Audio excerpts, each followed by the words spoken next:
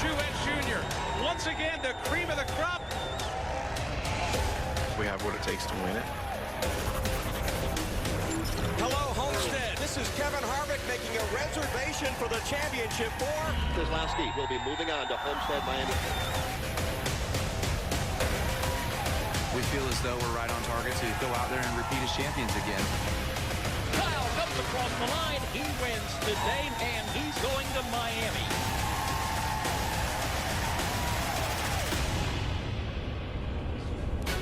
It's NASCAR Monster Energy Cup Series qualifying, presented by Ford Performance.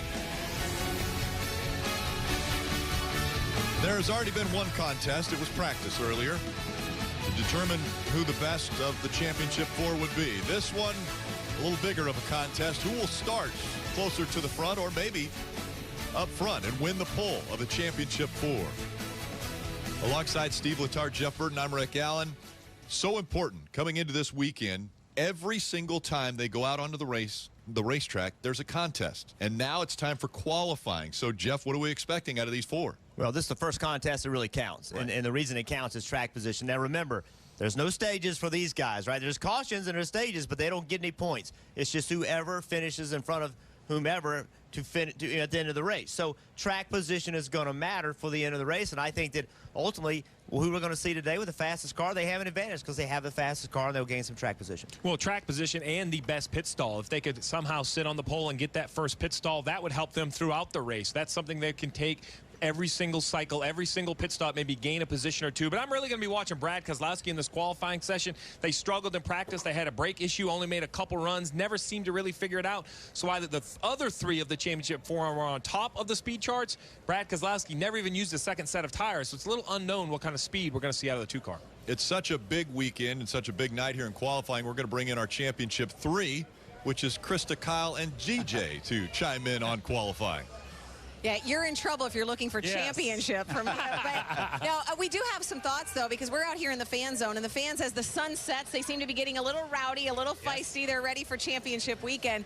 So the guys made great points. The fact that we don't really know what we're going to see from Brad, DJ, but I think what will be interesting, this will be the first time we've had a championship race with stage points. How will that possibly affect, because all of these guys have been racing in different ways, different agendas up until now. Now it's just the four of them against each other. Yeah, I think the race on Sunday with that, as others are racing for those stage points, these guys, it doesn't make any difference. So they could be up against different strategies throughout the day as others decide to stay on the racetrack, maybe on older tires, which is a very difficult situation here. These guys might decide that they want to save some tires for the end. I think that's a real concern with a few of the crew chiefs, that only 9 sets of tires in the pits to start the race on Sunday afternoon. So it's going to be very interesting because, again, the only thing that matters to them is beating the other three. Who can make that happen? So, but it all starts here tonight with your speed and with a fast race car. The good thing for Brad Keselowski is the track is cooled down. He's going to have more speed. The bad thing for Brad Keselowski, the other three guys are going to pick up speed too. Excellent point. Excellent. You know, I think you look at it, and Dale knows. He's been in a championship hunt before. When you show up at the racetrack on a Friday and you're in a chase or in the playoffs for a championship, every lap matters. Every time you go out, those other three guys are watching you. Every time I go out, everybody else is watching me. That's the way it goes. And you want to send a message every time you go out. We've seen Kevin Harvick, and I think Kevin Harvick and Truex and Kyle Busch send their messages. Yeah. Now, Brad had some issues. He didn't put on his new tires. He hadn't had that opportunity. So this is going to be an opportunity for Brad to say, hey, I can play with you guys. You guys are 1, 2, 3 in practice. I can be in that top 3 or 4. And I think that's important for these guys to send a message. It always seems to me that if your weekend starts bad, it ends bad. Yeah. It ends bad. Not a good sign for Brad so far. For these other 3 guys, good sign. And with so much on the line, could be some mind games or some mental games being played as well. Well, Rick called it a contest. Out here, it's more like a concert. There's a couple of stages getting ready to be set up. When we come back, the boys will actually bring you some news from Danica, something that broke today here at Homestead, Miami. That and qualifying is coming up. There was always a question mark this season as to where Danica Patrick would end up in 2018. See some of the drivers coming up and talking with Danica before this qualifying session gets underway. Danica cleared up all of the questions earlier today in the media center. Here's what she had to say. So this will be my last season as a full-time driver. My sister told me I was supposed to get emotional. I said I wouldn't.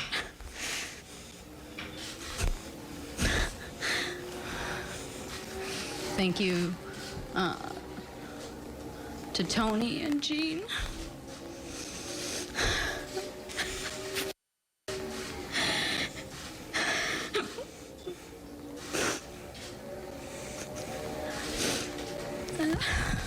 There's too many of you here. I'm really excited. I actually have something really exciting to tell you. I'm excited about the next phase, trust me. I'm just seeing 100 of you. But thank you to my mom and dad, my sister, Chase, Ricky. Thank you for everything. Haley, Allison, Ronnie. So, I feel like I need to like turn my chair, clear this up, and turn back around and tell you what I want to tell you that I'm really excited about. So, okay, but I'm not totally done. I am going to do the Daytona 500 next year and the Indy 500. So I'm really excited about that. I think it's going to be a great way to cap it off. Take a couple questions. Sure. All right. So you see, obviously, an emotional time for Danica Patrick as she made it official that her plans for next year will not be to run a full season. She will run the Daytona 500 and the Indy 500. So two of the biggest races in the world. And she is going to take part in both of those, which is a great way, I guess, if you were to end a career, to go out in that manner.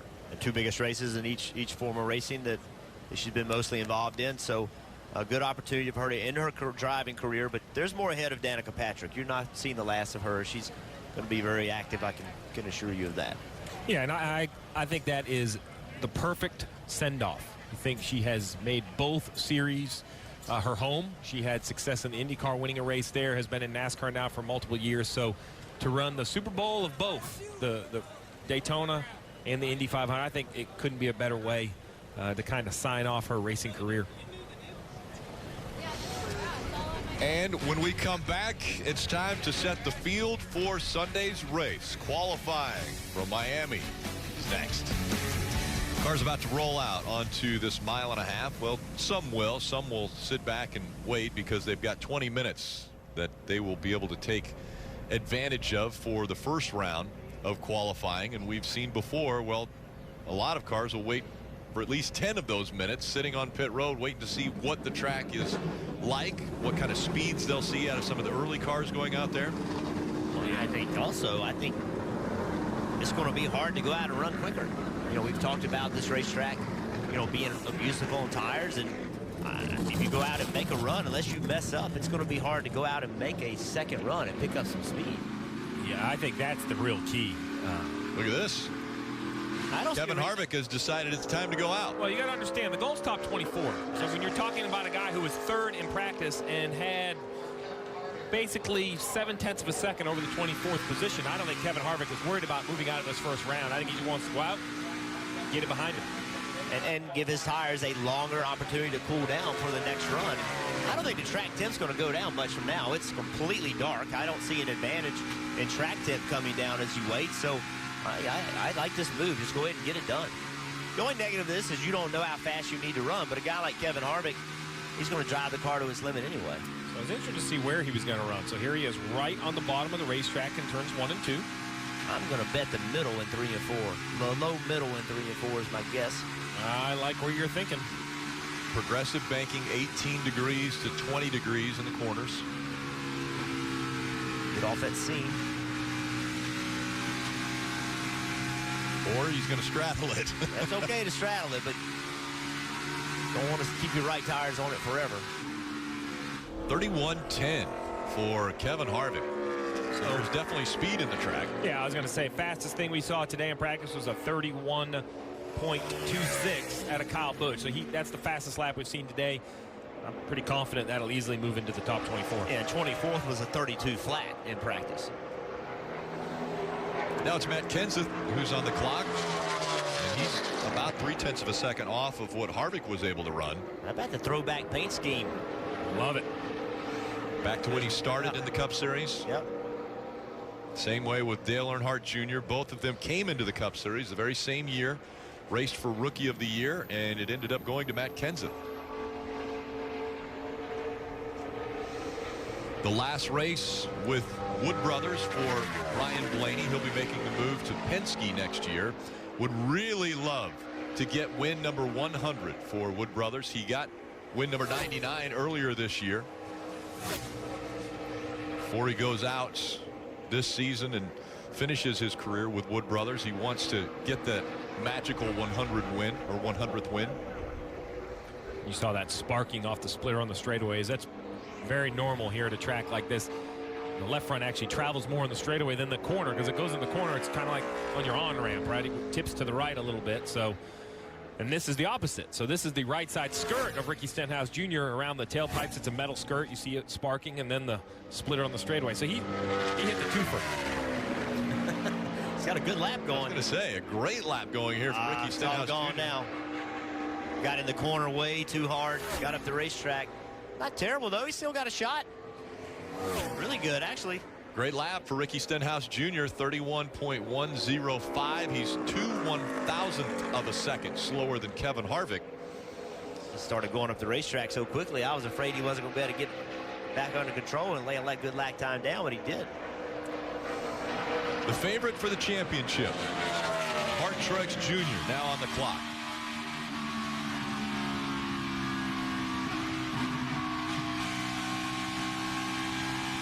Stays right around the bottom of the track through 1 and 2, just as we saw Kevin Harvick do. Well, he was about 1.5 tenths quicker than Kevin Harvick was in practice today. You see currently he's over 2 tenths quicker. And climbing. And this is the first shot across the bow. Practice was one thing, but this is qualifying. Everyone rolled through inspection. 30.74. That is a major shot across the bow of the championship 4. He has beaten his closest competitor, Kevin Harvick, by 0.4 of a second. And we'll see how Kyle Busch and Brad Keselowski respond. They have yet to go out onto the track. 15.5 minutes still to go in this first round, the round of 3. Dave. And just a normal wait for Kyle Busch getting ready to go out here, and that's kind of the day that it's been for him, just things as they should be to try to keep it on a regular schedule, including seeing a Make-A-Wish child earlier today who noted that back in 2015 when Kyle was winning his championship, he was in a hospital bed recovering. Kyle said it really put things in perspective, and it kept my day kind of where it should be. Oh, by the way, Jeff talked about this is the first thing that mattered qualifying. Well, Kyle also won the last thing that didn't matter, Jeff. He was fastest in practice. Yeah, he was fastest after Martin Truex Jr. rolled off the trailer and laid a lap time down late in practice. Kyle Busch and his team kept working on their car and made it better. Ended up being P1. It's a good that lap right there for Martin Truex Jr. I think that's important just in the sense of, you know what? We're good. Like, we're calm. This moment's not too big for us. We're not going to choke. You know, remember, everybody he's racing against are champions. They've all won championships, and you're going to have to take out some of the best to do it. And I think going out there and laying that lap time down, that's a huge confidence booster for this team. Kurt Busch out on the track now, and the Haas Automation number 41. Still a question mark for Kurt Busch and the 2018 season. He's one of the drivers that not quite sure when their contract is going to get completed or signed. Everyone hints that he wants to stay with Stewart-Haas Racing and that he'd like to be there and the team would like him to be there, but they still haven't finalized anything. Well, if everybody wants to make it happen, what's the holdup? Right? I mean, that's the concern. You're on the last weekend of racing, and you don't normally see a big team like this with a current driver when everybody's saying we all want to be together and it's not done. So as these days go further, it gets me more and more concerned that everything's not like it needs to be. Eric Almirola, another driver that's doing the musical chairs. He will be a teammate at Stewart-Haas Racing if Kurt Busch still there. He'll drive the 10 next year. Darrell Wallace Jr. will take over the 43 for Richard Petty Motorsports. Daniel Suarez right now battling for Rookie of the Year this year in the Monster Energy Cup Series.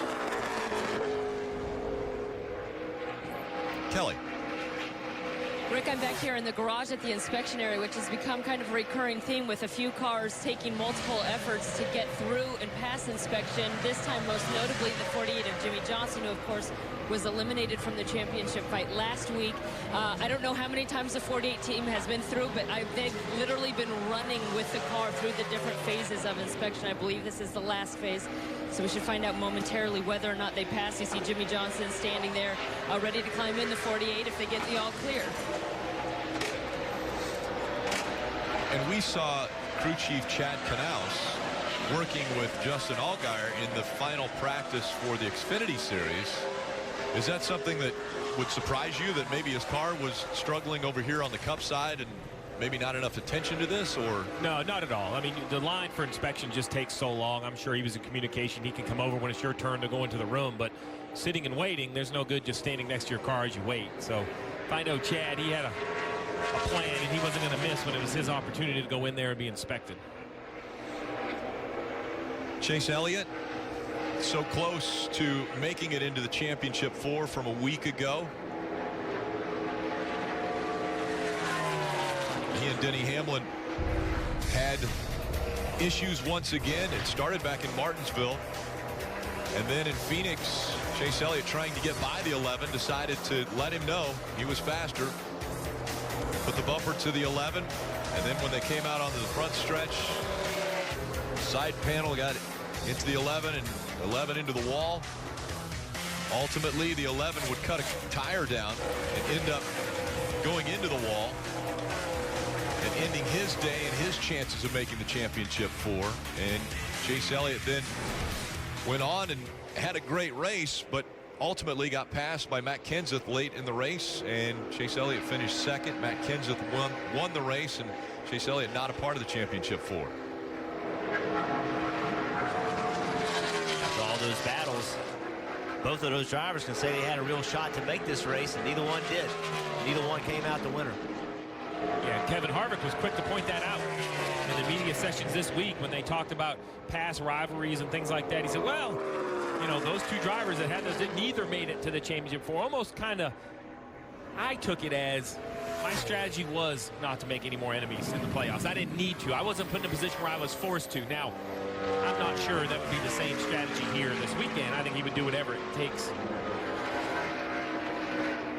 They have all offseason to cool off, right? Absolutely.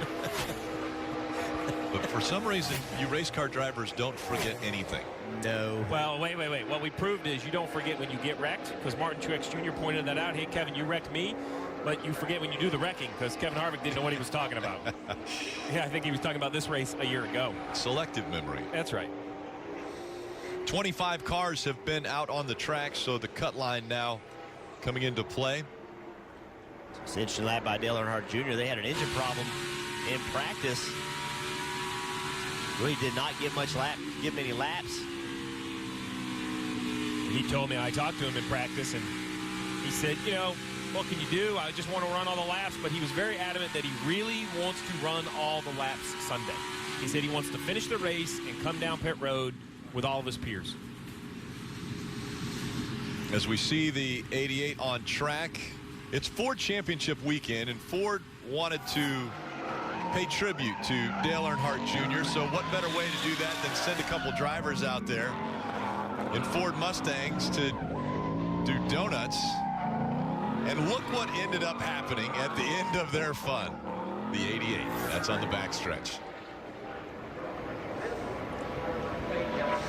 They let them do that. They let them do that. All right, guys, this is the one that I wanted to see. He didn't have the speed in practice, but they had some mechanical gremlins with the brake system. He didn't know how quick this two-car was going to be. Right there in the 8th position, more than solid to transfer into the next round. So that has to be first mission accomplished. It's been a little bit of a rough day for Brad Keselowski in the 2, but that was just practice. This is when it really matters. It can completely turn around here. So comfortably in the top 10 for Brad Keselowski. Now it's Kyle Busch's turn.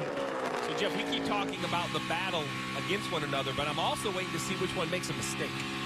And the 2, I'm not going to call it a mistake that had the mechanical issue, but so far everyone's clean. We haven't seen any real mistakes. Good lap going right here by Kyle Busch. Fell off on corner entry. Let's see if he picks. There he goes, heading in the right direction. Already breathed that throttle. But still, this will be plenty safe in the top 24. Second. I think that's safe. That seems pretty safe. So it's Truex Jr., then Kyle Busch. Kevin Harvick is currently 4th, and Brad Keselowski is 9th. Stenhouse Jr. in 5th. And I just keep going back to this 18 and the 78. Think about what went down between the 2 cars at Indianapolis, one of the bigger races of the year, the Brickyard 400, where they decided to race each other and got into each other in that restart. I just have a sneaky suspicion they're not going to get separated much here on Sunday when they just, you know, they're both fast. They both are aggressive on the restarts. It'll be in the picture a lot. We saw the 48 was trying to get through Tech earlier. They have passed and are on their way out onto pit road, so we will be seeing the 48 team making their way down pit road now. And as we see the line well established on the left side of your screen, AJ Allmendinger currently above, his teammate Chris Buescher currently below. Jeff, you mentioned it at the top of qualifying, how difficult it's going to be to go out and try to improve your lap time. The way this surface is just old and worn out, and it's tough on tires. So I'm curious with Dale Earnhardt Jr., he's in 14th right now. He's got to start in the back with the engine change, correct? That's right. So you have to start the race with the engine that you started the weekend. So with that engine change, he will have to start in the back. So basically, it's pride in pit selection at this point. So I'm just curious, why go out and run this second time? If you make the top 24, and we're talking about tire wear the way it is, I mean, you got to start on these tires at the beginning of the race. So do you really want to go try to make the top 12? You got to start in the back anyway, and do you want to save some tire? They're having, it looks like a conversation right here. I don't know if they're discussing that or discussing the changes, but. And how important is your pit stall here? I mean, if you're 12th versus 18th, is there a big difference? I mean, those 6 possible selections. I think the top 12 have an advantage. Top 13, they have an advantage to get a stall with a guaranteed opening. But other than that, I think 14th through 24th, through your point, Rick, call that a wash. So I do think there's some definite strategy behind your thought process here, Jeff, of not running. The bigger question is, let's put competition aside. It's his last ever race. That's right. You know, let's be clear. I would be putting the strategy aside, but like, buddy, you want to go run? You can run as many laps. Just keep running. Right. Run all you want. I don't care. Right. Pride, man. All right. That's it. Yeah, I mean, do you want to go? I mean, what if he goes to the round of 12? What if he finds some more, the right adjustment? You know, I think you have to.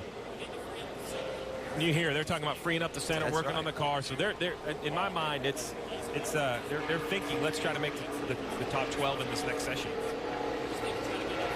So now all but 2 have made it out onto the track, one of those being the 48 of Jimmy Johnson. Casey Kane has decided that he'll try again. He was 27th. So he ran a 31.64.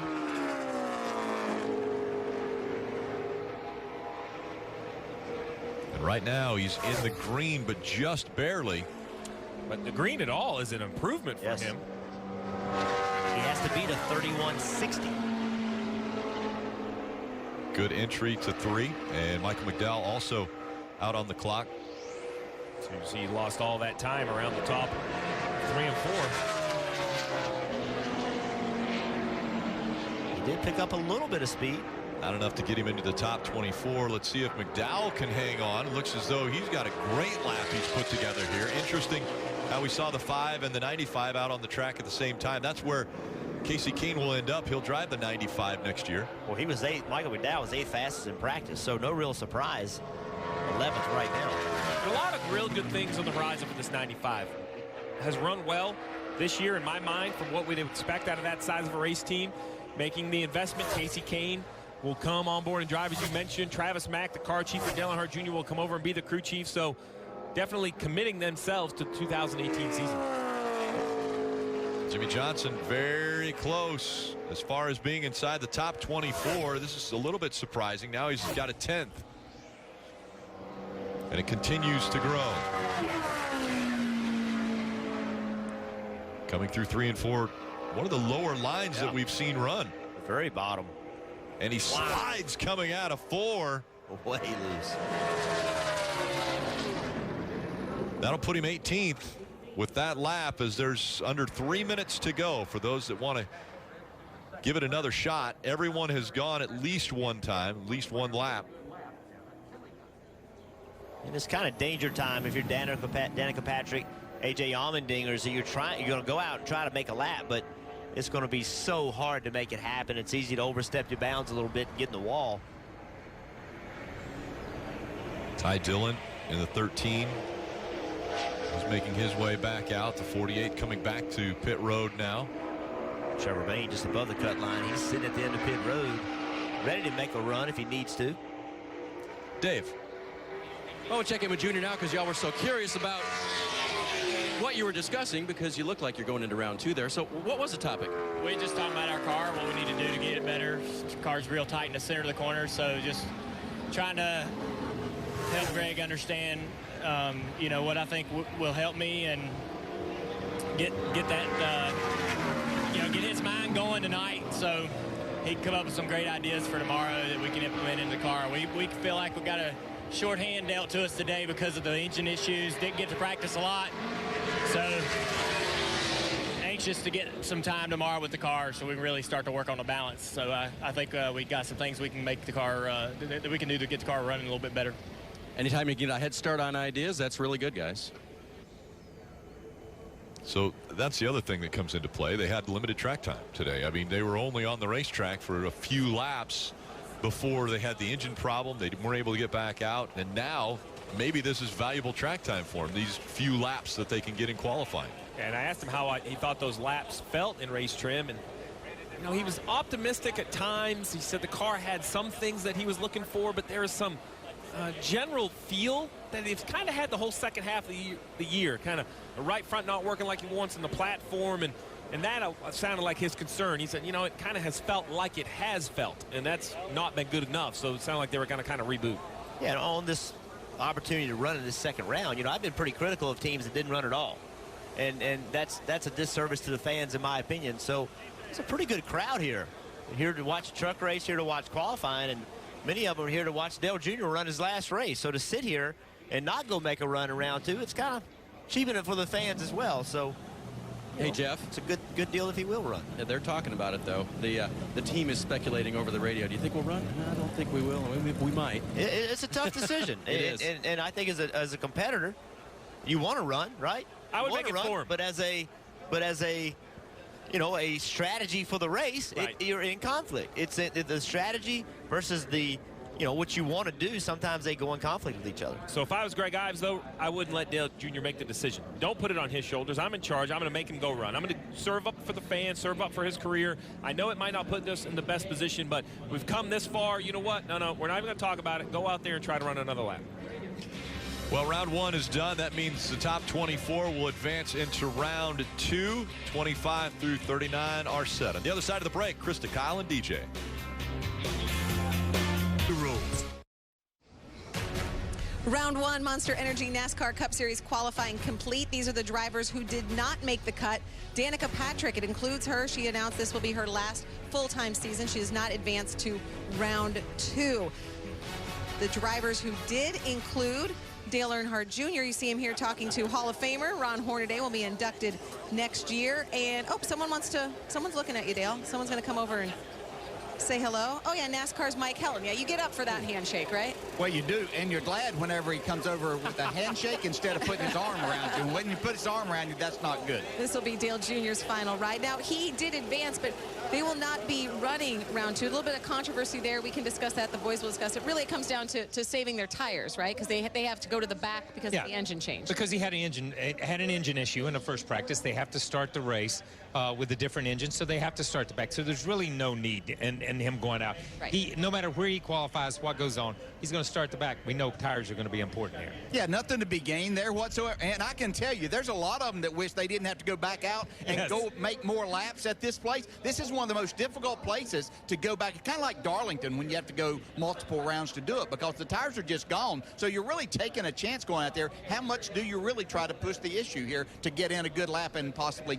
start up front? So no surprise to see those championship 4 all up front. No, I don't think so. We saw Kevin Harvick go out first. I think that was throwing down the gauntlet. And Brad Kay qualifies in the top 10 so far in this first round. He's in the game. Yeah, I think that was impressive by Brad. They had brake issues and didn't get a lot of laps in practice, so I think that was very impressive what they were able to do. We expected the other 3 to be up there. Okay, the championship 4, breathing a sigh of relief. They all advance to round 2. What happens next? We will have it for you as Monster Energy Cup Series qualifying from Homestead, Miami continues. As we get ready for round 2 of qualifying to find out who the fastest is in Miami, the fastest we know, part of our team, at least on foot, is world champion Otto Bolden. And Otto, I think you're up with the spotters right now, right?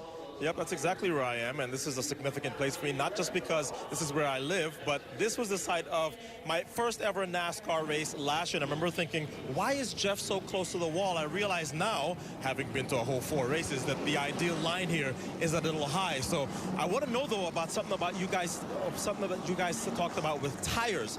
How important are tires going to be this weekend, given that you said that the surface here is so tough on tires?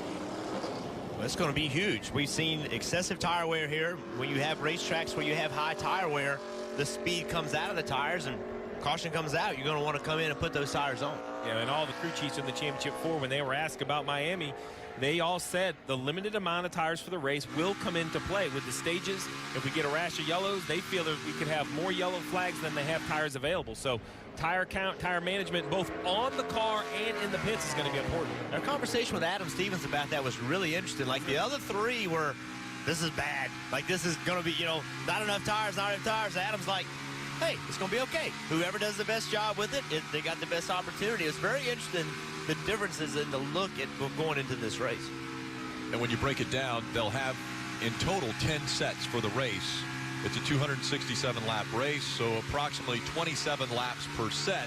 That's if the cautions would fall perfectly. And Rodney Childers was letting us know that, this race has been an 11-tire race for the last 3 years, so that's where the anxiety's coming in. Talking about anxiety, that right there was a pretty impressive save by Kevin Harvick off turn 4. You saw the big correction in the steering wheel.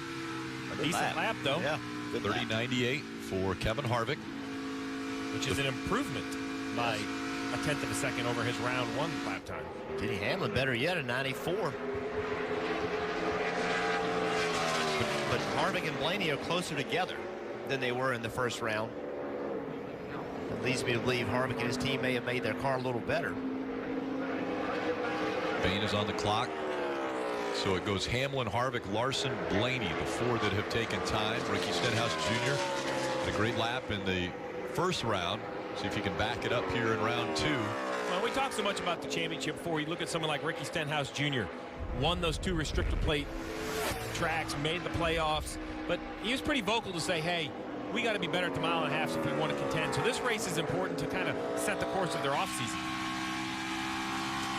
Now it's Martin Truex Jr. also on the clock, and you see in the green. That's comparing him to Denny Hamlin right now.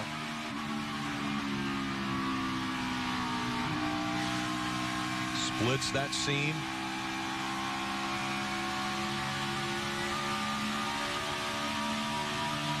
And Truex fastest now in round 2. But the gap lowered from Truex to Harvick. The 2 championship contenders that have gone to this point, only a 1/10 of a second now. It's much greater the first session. Well, Keselowski went, and he's currently 8th quick, so. And the slowest of the 8 that have gone. Yeah, I mean, simple math would tell me that with 24 guys to run, 8 out of 8 is not going to work, and you kind of see why. Big save and correction from Brad Keselowski in the 2. So now a decision for Brad and his team. That's a slow lap.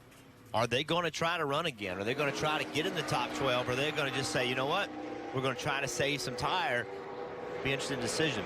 And I think how they react to it's going to be important. It's frustrating when you just don't have the speed to compete, but last week they found a way. They found a way to advance, and I think Paul Wolf and Brad just got to somehow find the positives, or at least just understand where they are. Don't get down and continue to see whatever opportunity presents itself during the race, because there's going to be some, whether it's on strategy or restarts, tire strategy. Joey Logano on the left side of the screen, Matt Kenseth on the right.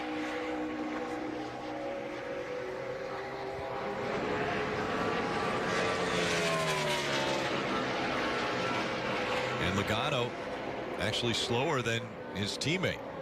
Logano is 10th. Dave. Rick, Kyle Busch waited to go out in round 1. He's waiting to go out in round 2 until just now.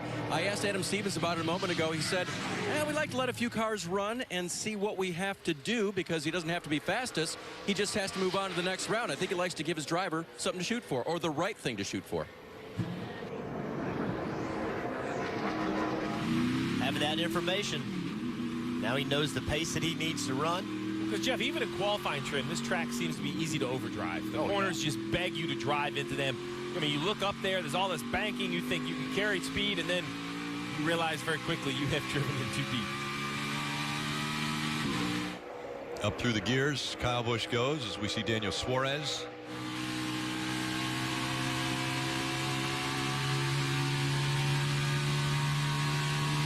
Suarez's lap is 9th quickest. 31:24. Kyle Busch now on the clock. In the first round, it was Kyle Busch and Martin Truex Jr. that were the 2 fastest of the championship 4. Can he back it up in round 2?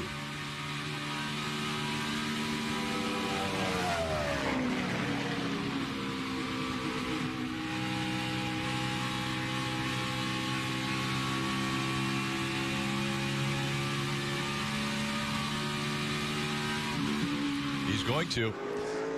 He goes to 2nd, right behind Martin Truex Jr. And when I say right behind, 3/100ths of a second behind Martin Truex Jr. Chase Elliott on the clock.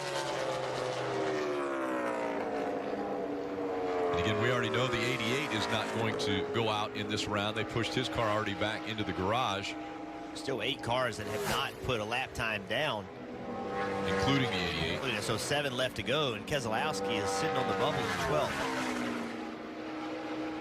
See in the green, Austin Dillon. Paul Menard, 27. He's 15th quickest. He doesn't break into the top 12. And you wonder how close it is. Brad Keselowski in 12th and Jamie McMurray in 13th have the exact same lap time. It's split by the position they are in the points. So can you imagine that? Could you go forward with an exact match of lap time? I didn't think that time that Keselowski ran would be good enough, but at the moment, there's 3 cars left to go. McDowell, Johnson, and Almirola. We saw McDowell put a pretty good lap together on his first round. We did, but so your question though is, if he gets bumped out, would he run again? If I'm 13th or 14th, I don't. Yep. That's pretty decent. You know, even if you do advance and then run again and only get to 12th, you're talking 2 or 3 spots for 2 extra runs on your tires. Kelly, I'm not sure that Paul Wolf would go for that strategy. But obviously they're going to have to make that decision pretty quickly. It's the spotter Joey Meyer that's been telling Brad, if you're going to do this, you've got just over a minute. You have to do it with just over a minute remaining in the session to get out of the box and make that run. But no word yet if they will actually do it. And McDowell right now, I don't think he's going to knock Keselowski out. This is going to be an emotional win for the two if he's able to stay in the top 12. After the day they've had, while they still are back behind Kevin Harvick, who's currently in the 5th position. If they can stay in this 12th position, that is going to be a big win in my mind for this 2 car after the day, the struggle with the brakes. So the guy sitting at the end of pit road waiting as long as he can. Jimmy Johnson. To make his run. Jimmy Johnson, 7-time champion, did not come to Miami with a chance to win a race. Matter of fact, since 04, since 04, it's the first time a Hendrick car or a Hendrick associated car hasn't had a chance to win the championship down here. So since the playoff system was originated, unfamiliar territory, but can still play a role. Could still have an impact. Yes. And I really think, so Jimmy's waiting to the last possible second. I think that's going to make Brad's decision easy. I would just, at this point, you got to just sit on your time and hope it's enough. And someone else could go out and go faster, but it's just so hard to do it. you're talking about on the third run on tires going out and besting your lap. That's going to be very difficult to do. So I'm not sure we'll see anybody else even try it.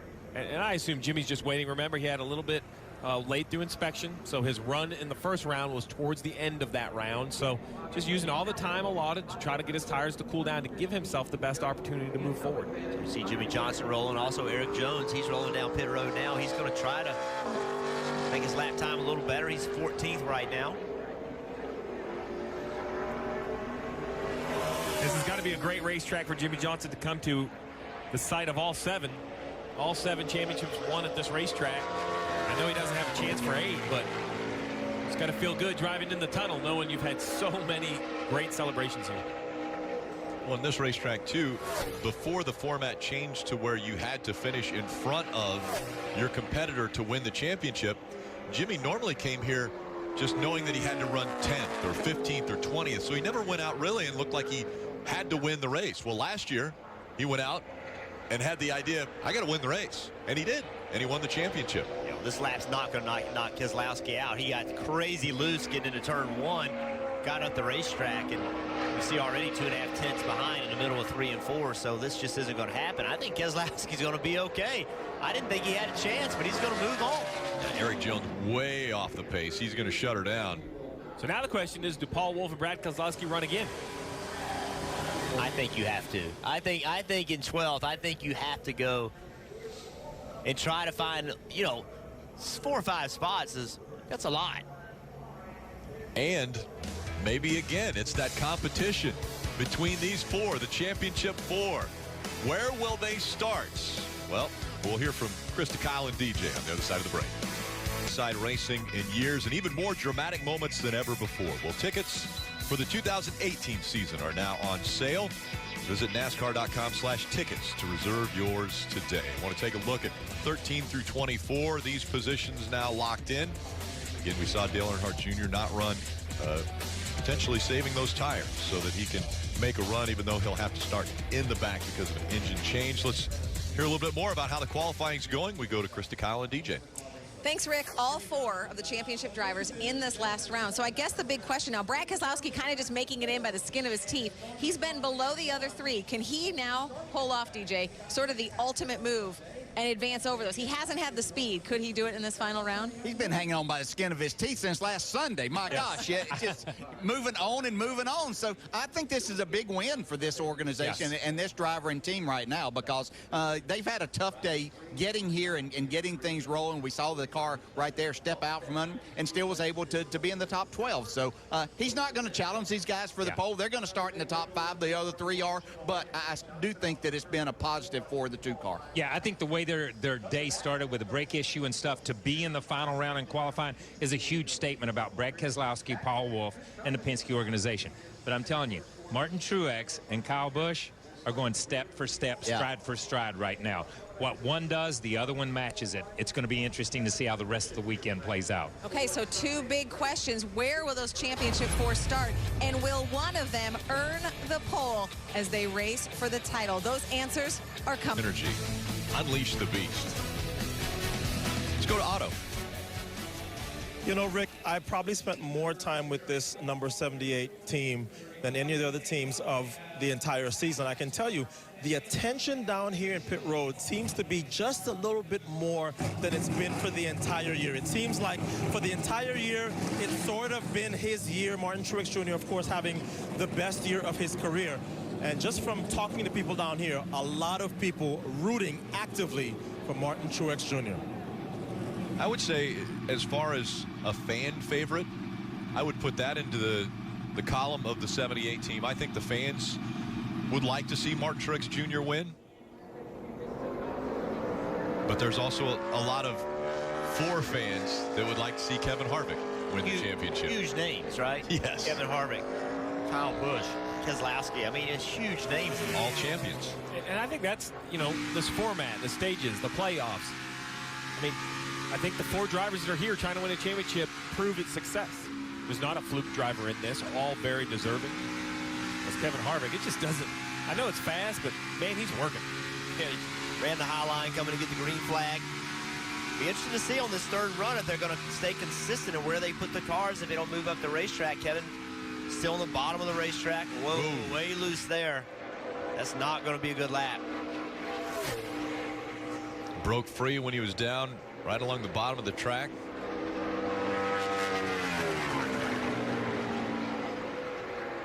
He's going to stay up high through 3 and 4. Again, a little bit of a wobble there. You hear it from Harvick. Way too loose. 31.41. Quite a bit slower than what he had run earlier. Truex. He goes across the stripe. 31.04. You on for now. We'll see how it stands. 0.4 of a second faster than Harvick. It's going to be hard to beat. What a statement that would be if Martin Truex Jr. can come out of here with the pole.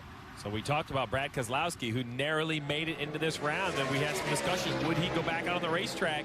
And they've decided to do it. And you know what? I like the idea of not running, but after seeing that struggle of a lap of Kevin Harvick, now I'm kind of a fan. Could Brad Keselowski, after the day they've had, out-qualify Kevin Harvick? If so, a huge check in the win column for Brad Keselowski today. Well, right now he's on pace to be around second fastest. We'll see how he gets through 3 and 4. I know he's 0.2 off of Martin Truex Jr., but Stenhouse is in second. He's 0.3 off. You can't shake these two. Paul Wolfe and Brad Keselowski didn't belong. He does it second quick right now. What a statement Brad Keselowski and the 2 team have just made. That we talk about momentum. Truex is going to feel the momentum, but Brad Keselowski and this 2 team is going to, without a doubt, feel momentum out of that lap right there. They have got to feel good about, if you can do that with the day that they've had, what could you possibly do Sunday? They really only had 2 laps of practice. Yeah. Right. So now Kurt Busch on the track. Still have to see Hamlin and Kenseth. Kyle Busch still needs to go, as well as Ryan Blaney, Daniel Suarez. Kurt Busch's lap puts him 5th quickest. Now Kenseth coming to get the green. Possibly his last ever qualifying run in a Cup car. We don't know. He doesn't know. So it's going to be an emotional week. We saw the emotion last week after winning in Phoenix.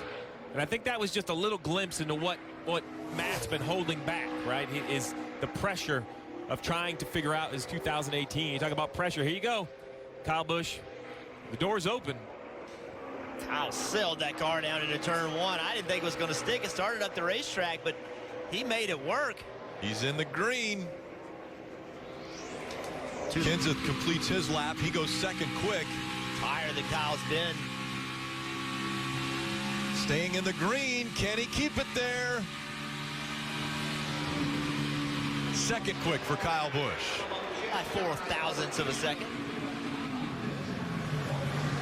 Truex Jr., Kyle Busch, Matt Kenseth, Brad Keselowski, Ricky Stenhouse Jr. currently top 5.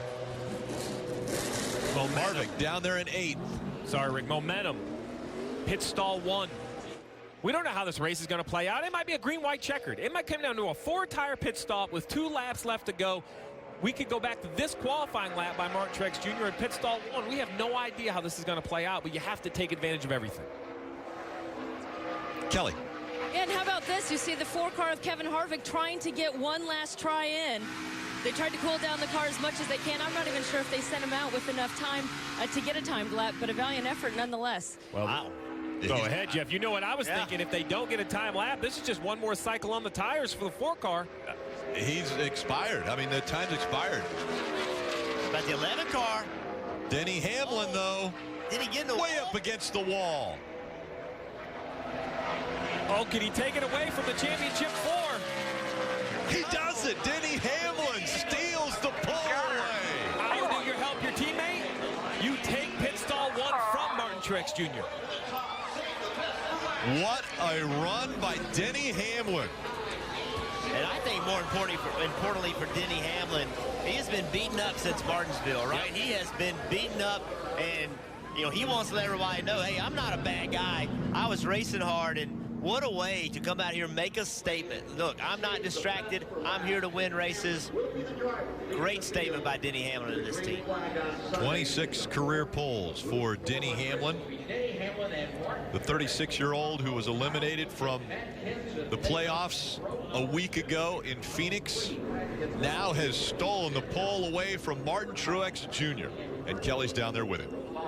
Yeah, Martin, your Toyota teammate there, Denny Hamlin, just edged you out for the pole, but still, you're the fastest of the championship four. What does that do for this team, both in terms of the mentality of this group, as well as where it puts you on track?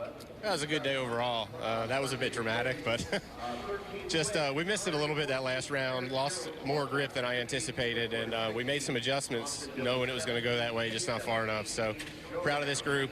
You know, definitely a really good day. Just 5 1,000ths, I guess, off from being a perfect day. So just proud of everyone, and do what they needed to do today. We'll get to work tomorrow. Looking forward to it. Yeah, tomorrow is really when the work begins as you get into race trim. How much work does this team have to do, do you think? So far, I've been really happy with the feel in the car. The balance has been really close every run, and I don't see it being a lot different tomorrow. We had a really good test here, like I mentioned earlier, and thought we learned a ton that's going to help us. So hopefully we'll pick up there where we left off, and then just make some fine adjustments and get comfortable and get ready to race on Sunday. All right, it's a front row start for Martin Truex Jr., Dave. Big smiles from Denny Hamlin and his whole crew. And after last week ending in disappointment, this has to feel great. Yeah, we had them there by a little bit. I messed up 3 and 4 a bunch, but honestly, a great run. We did great adjustments there in between runs, and our FedEx Camry was obviously very fast that last run. So love this racetrack. Wish we would have our chance, but it'll be another day, another year for us. I know you weren't thinking of Kyle necessarily to get this, but in this way you do kind of help your teammate a little bit, don't you think? Took it away from Martin anyway. I really don't care. I want to win. That's all I care about. All right, this is the final race, final chance for Denny to do it this year, and he starts in the best position, Rick.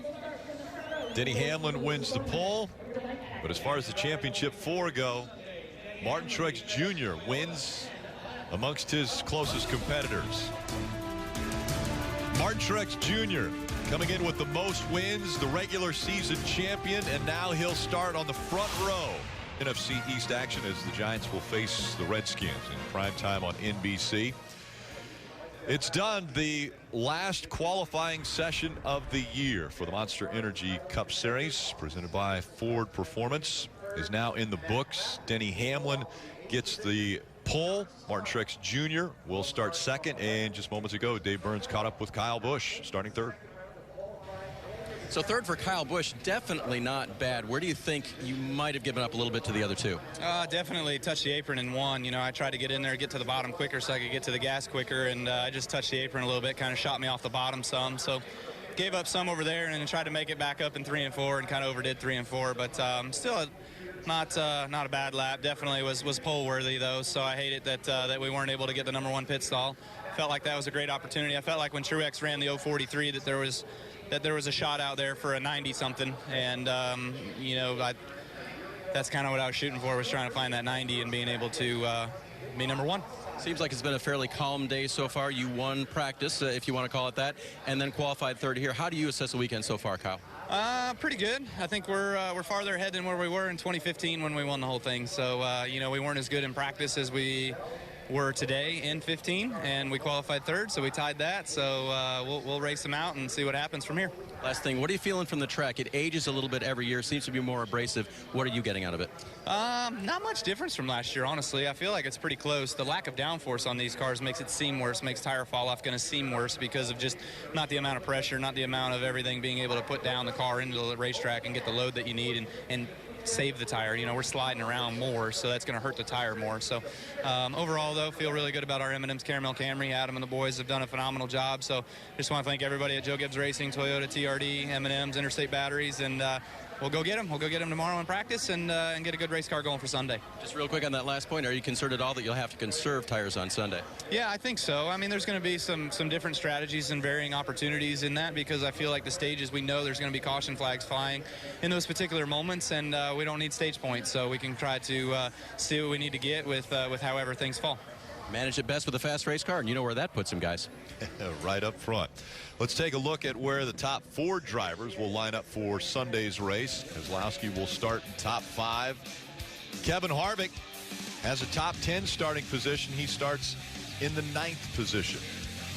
Kelly. A ninth place qualifying effort for Kevin Harvick. Not ideal, Kevin, but talk about the effort of this team to try to get you back out for a second run in that 5-minute final round. Yeah, they did a great job. Our Jimmy John's Ford was good, and I went into turn 1, and even coming to the green, the car was just loose and about spun out on coming down to the apex of turn 1 down here. So not exactly how I wanted it to go, but all in all, I think it's going to be fine. It's not like we're 39th or something. So the good news is they didn't get the pole and didn't get the first pit box. So that's really what today is all about. Well, you did put that extra lap on your tires. How concerning is that those are the tires you'll start the race with? I didn't run the lap. No extra wear. I came to the green, so I got a half a corner. All right, still. So ninth place starting position and maybe not one of the top pit stall selection. How do you overcome that come Sunday? Just do what we've done all year. You act like ninth is in the back of the pack. Thanks, Kevin. Kevin looks at it as a positive. I mean, he started top 10, although of the 4 championship drivers, he's the furthest back. For more on this qualifying session, let's go to Krista, Kyle, and DJ. Thank you, Rick. And yeah, he is in the back of the pack compared to those 4 because, yes, there's going to be all these other drivers out there, but those 4 are the ones who are racing each other. And Kevin Harvick and Kyle Busch know all too well you may have to win this race to win the championship, as they both did. Martin Truex has never won a championship. Yeah. Brad Keselowski won one, but not under this format. So, yes, we make a big deal of everything because it all comes down to minute details at this point. Yeah, we make a big deal about these 4, and we should make a big deal about these 4. They have worked all year long to get to this championship. They've worked their way through the playoffs to get to this one single race. So, yes, Kevin is at the bottom of the pack. I know what he's saying. You act like I qualified at the back of the field. You are at the back of the field that you're racing at. You know, Denny Hamlin wins the pole, but how many times have we come down here and seen people win the race that weren't the champion, and we don't even remember who won the race when it's all said and done? I think the big winner in this qualifying session, for me, is Brad Keselowski. The things they went through today, to be able to come back and salvage that, these other teams have got to look up and say, look at that 2-car. Look what they overcome. They're not giving up. We don't have anybody down. Yeah, I think that's the one thing the 2-car can hang their hat on as these cars get more difficult to drive throughout the afternoon and into the evening on longer runs, then that's what they can do. If this thing happens to come down to a long green flag run, it may play right into their hands. But that was impressive, what they did. Kevin Harvick, he's not concerned about anything. Yeah. He doesn't care where he's starting. All he knows is he's going to be there at the end. They're going to have to deal with him, and you can tell he's got his game face on. He's ready to go make this happen, and it doesn't matter. And a little jab there too. Hey, those guys didn't get that first pit box, so everything worked out okay. We're in good shape. Well, let's see if Brad Keselowski is as impressed with his run as Kyle and DJ are. He's with Kelly. Yeah, and obviously running into the media center really fast, Brad, but after the brake issues and everything you dealt with today, how big of a win was it this final qualifying session? Well, it sure doesn't feel bad, but long ways to go. You know, this is one day in a 3-day weekend, and it's just qualifying trim, which is great for your starting position, but mostly with this longer race, that doesn't matter. It's the pit selection that matters. So hopefully we can get a decent pit stall out of this, and that'll be kind of a win in itself, but still very encouraging, and we'll try to make the most of it for Sunday. And quickly, tomorrow is when kind of the work really starts in race trim. How do you guys go from being an underdog to a favorite come Sunday? Yeah, you know, this is like a poker game, and this is the deal, right? It's qualifying, and then, you know, tomorrow you'll start to see the turn of the cards with race trim. So it's, you know, we're not in a bad spot. We're not, you know, where we want to be. We still need a little bit of speed, obviously, to run with the Toyotas, but, you know, we're kind of like first in class today. All right. Thank you, Brad. Only one faster than those guys on the track is Kelly running into the media center to get that interview. Now the work continues there in the garage. And we've heard pit stall mentioned a lot. And I thought it was interesting that Kevin said he became basically a Denny Hamlin fan in those closing laps because Denny Hamlin took that first pit stall from Martin Truex. I know this isn't Martinsville. It's not as important as that. But what does this do for a crew to have, had Martin had that #1 pit stall? What would that have done for that team? I think it's as much the psyche, but we see that work, you know, under cautions here and in that situation, and I think Steve brought it up during qualifying, we don't know what that might have done in a late race situation. We might be in an overtime situation where these guys have to come get tires or something like that. And that first stall, all you have to do is launch from that point in time. Yeah. And you're going to probably be the first one out if everything goes pretty well in your pit stop. So hugely important. You know, they're still going to get a good selection, but it's not the best selection. Nobody's going to get the best one except for Denny Hamlin. And so the rest of them are going to get pretty good. Harvick might be a little up in there as exactly where he can be, but they're still far enough up that they will be okay. And I'm just glad Brad's finally starting to cheer up a little bit. That's the most positive I've seen him all week. So that's good to see. Yeah, it is good to see. And like you said, it's a long weekend, man. We've got tomorrow practice and a long race on Sunday. I found Kyle Busch's comments interesting when we had his interview, where he said we're right on track where we were in our championship season in 15. And they've got something to compare it to. Dale Jarrett has talked about it many times. Once you've been here, once you know what you're going through, once you know what to expect, then you do have that yardstick. Whether it's an internal yardstick or you're measuring yourself against someone else, Kyle Busch and Adam Stevens are measuring themselves against them, are measuring their progress this year against themselves. They're self-contained. I think Kevin Harvick and those guys are doing the same thing. The wild card in this thing, and we talk about it all the time, is Truex. As fast as he's been all year long, no one knows what those guys have. Yeah, they may also be just reminding of all of us out here, hey, we've done this before. We certainly know what we're doing. When we come back, the guys upstairs talk the legacy. Dale Earnhardt Jr. in his final ride on Sunday. We'll discuss that as we come back to Homestead Miami Speedway. Again, if you're just joining us, Denny Hamlin is your pole winner for Sunday.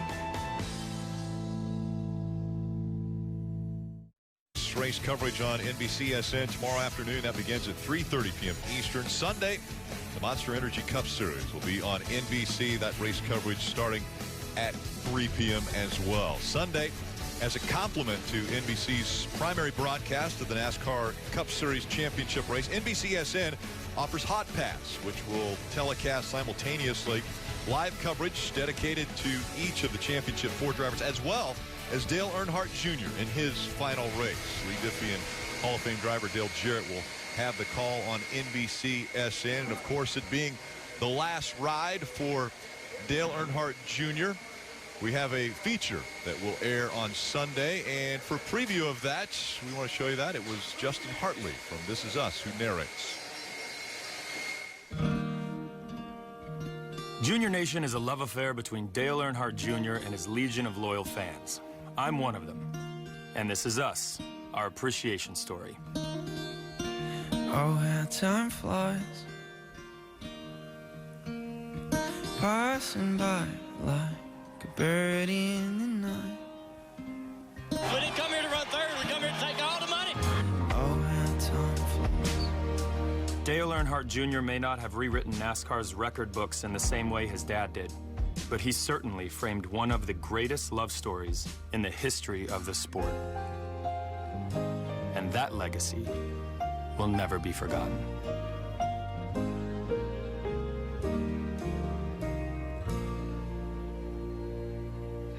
And again, you'll see that in its entirety on Sunday.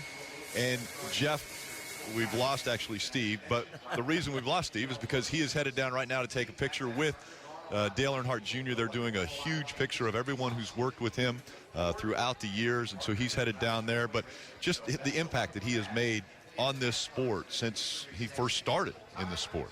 Well, first of all, I think fans could connect with him. He was one of them. He's a normal guy. Fans can relate to him.